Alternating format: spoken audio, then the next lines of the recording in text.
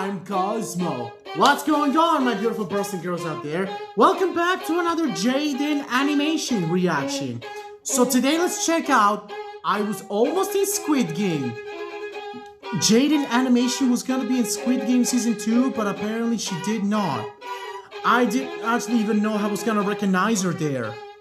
But we're gonna find out why. Find the original link down below. Let's get right onto it.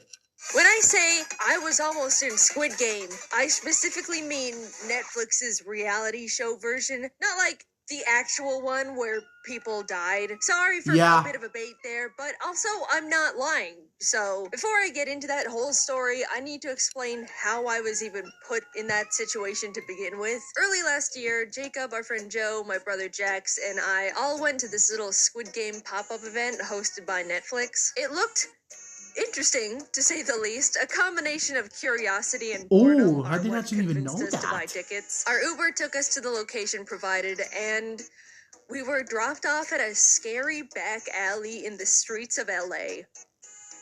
Are you sure this isn't a setup for, the real thing? We hunted down the entrance, headed up Squid Game themed stairs, and inside was a big lobby with merch, snacks, decorations. You know what else was in there? No other human beings. We were the only ones there, along with the shape guys that were just staring at us. Yeah, these are the guards. Sure, this isn't... I don't know anymore. Staff signed us in and gave us numbered wristbands. What? It's like Squid Game! Eventually, more contestants showed up, and soon enough, we were herded into the starting room, decorated very much like no one actually cared about this thing. And if they did, corporate ruined it. The staff guy gave us the rundown on how the event was gonna work, all the rules, such and such. But sprinkled throughout the explanation were like a lot of safety hazard jokes. I know the concept of the whole thing is rooted in playing dangerous games and dying and ooh, evil dystopian. But he was saying things like, don't lean on the walls. You might rip through it, and I don't want to fill out any paperwork if you hurt yourself. Don't touch anything that you shouldn't touch. I don't want to have to fill out paperwork again.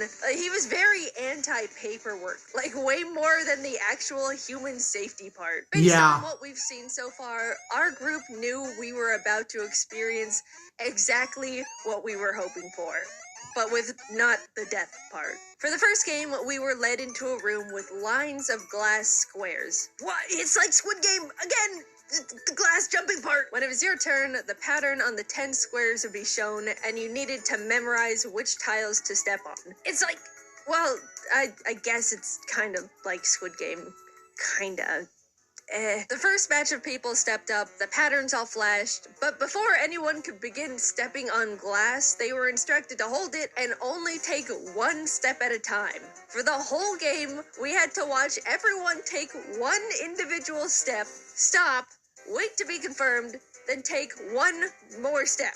For 10 spaces, in like 6 groups total. Also, I think that whatever mechanism they used to maybe that would be great in season 3 of Squid Game. Was super busted because literally only like 5 people in total got their pattern right. Joe, Jacob, and Jax all swore they memorized their pattern correctly, but were eliminated anyway. I know I botched mine up though. I've got paper shredder brain. They could give me one tile to memorize and I would still forget it. 25 of the 30 people failed their very first puzzle. Now, Netflix knew that if people paid $40, yeah, 40, to be in this shitty little Squid Game event, and then had to go home after the first game, they would be pretty upset. So the rule was for the first 4 challenges, no one would be eliminated. Yay, woohoo, phew, that was a close one. In the next room, they tried to combine both the honeycomb game and the marbles game from the show, but what was put together was throw marbles in the shape on the table to win other people's marbles. That did not also happen in the show,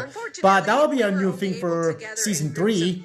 So Joe wasn't able to join us. Instead, he was paired up as a third wheel to a random couple that was obviously here on a date. Jax cleaned up shop on us. He got all our marbles within minutes. But over at Joe's table, malicious injustice was afoot. Apparently, the 2 people that were in a romantic relationship ganged up on Joe, and after taking all his marbles, just split them up between each other. Despite there being no actual stakes in the game, Joe was furious simply out of principle, and swore to get revenge on them somewhere somehow. Before he could even start any beef, we were brought into the next room, and again, we're split into groups, this time of 4. They really liked group activities in this thing. Walking through the doors to the challenge, everyone was stationed around a respective gift coffin. After opening them up, it was revealed we were going to be playing a big version of Operation, the game where you try to pick up fake little organs with fake medical tools. Yeah, that's a very popular game. So I played that as a kid. Surgery.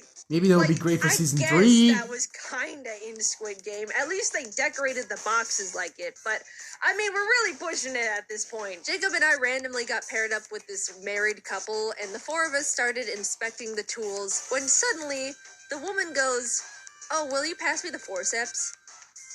She's a surgeon. Oh my god, we just happened to be paired up with a lady whose literal job was operation. The challenge began and the 3 of us took our hands off the tools, she cracked her knuckles, and we watched as all the plastic organs were suddenly out of the prop body. That's perfect! Our team was She the first won! to finish. When we got back together with Joe and Jax, we explained how we got super lucky to be paired up with an actual surgeon that literally soloed the whole thing, and Joe was like, "Wait, that guy was a surgeon?" And Jacob and I had to shake our heads and say, "No, Joe, she was a surgeon." Damn it. Now that we were entering the 4th challenge, it was time to get serious. This was the first game where people would start getting eliminated for realsies. But not realsies. Everyone was split into 2 groups and taken to one side of a wall where there was a bunch of prop boats. It was a kind of not really IRL version of Battleship where we had to try and shoot down all the other side's boats, and the team that won would progress into the 5th game. I would describe this idea as good enough. Sure, you know, we didn't get to choose where to put our boats since they were bolted to the floor, but I guess we did only pay $40 to be here. For some reason, though, the staff member on our side was, we can call it, extremely helpful. At first, he was saying general tips, like, so if they still have a 4-tile boat, let's check all the areas that could fit that. You know, saying vague hints to help us out a bit. But by the end of it, he was just straight up telling us, if I were you guys, I would shoot right here.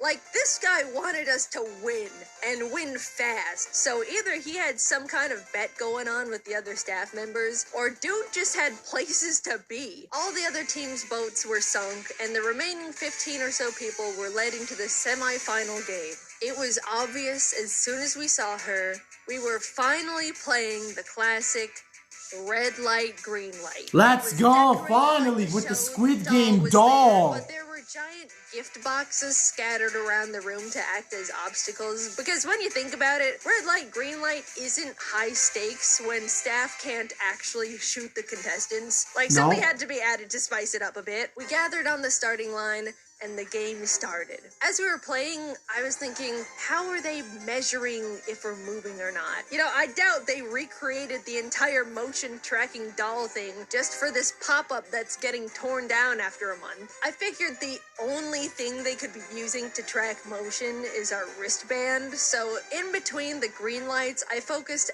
extra hard on making sure my wrist stayed as still as possible. In fact, I was focusing so hard on my wrist that I didn't even realize I was the first one to pass the finish line. Unfortunately, similarly to the janky glass memory game, it seemed like a lot of wristbands were super wonky as well, because a lot of people got pinged as eliminated, no matter how still they were, including Jacob and Jax, which was a huge buzzkill. Either that, or they were just built to be super sensitive, and somehow my weak little carpal tunnel wrists decided to not shake for the first time in 5 years. Yeah, I kind of see it, Jaden. 3 people left. One of them being Joe. They all lunged forward, and as red light was called for the final time, I watched as Joe tripped and crashed into them, causing every person left to topple to the floor. Their wristbands deemed them eliminated. As Joe was walking past me to the dead area, I asked what happened, to which he said, "I got him." Joe had intentionally sacrificed. Yeah, get him, man, get him. They were the couple that ganged up on him during marbles. He had finally gotten his revenge. Was it petty? Yes. Did he probably ruin their date? Yes, but do I also not care and think that was the funniest shit ever? Absolutely, Joe is awesome. I was somehow the only one in our group moving on to the final round. Me and the other 4 winners of red light, green light were brought into Squid Game. And everyone else was there too, watching from behind a little rope. Jaden, Squid Game is so rough and tough. How did you fare against the 4 other dudes that made it to the end? In real Squid Game, the guy got stabbed. Did you get stabbed?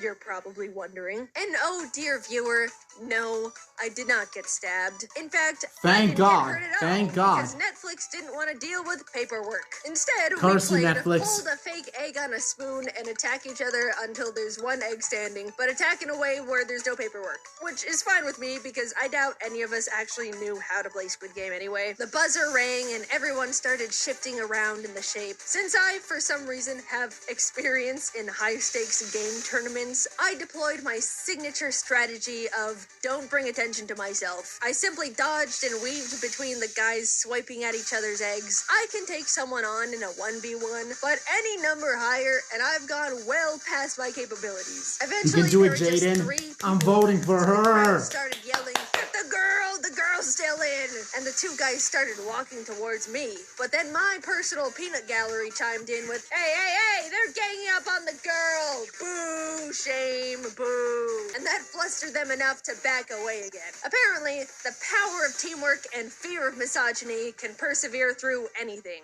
Suddenly, an egg hit the floor.